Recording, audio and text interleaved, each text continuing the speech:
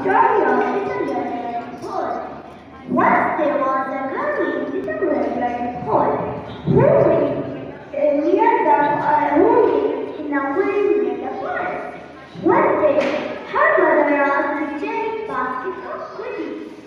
The Little Red Riding Hood walking through in jungle. The wolf sees the Red Riding Hood where she is going.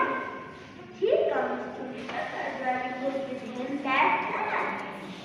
He said, "Where are you going to go?"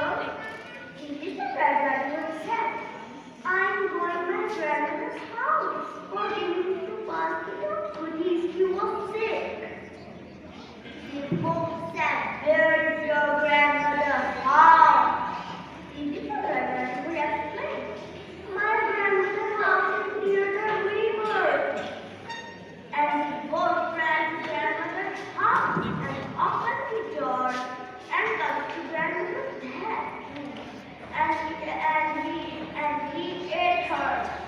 And the Little Red Riding Hood comes to grandmother's house and opened the door and she said, "Oh, grandmother, you have so big eyes." The wolf said, "For I see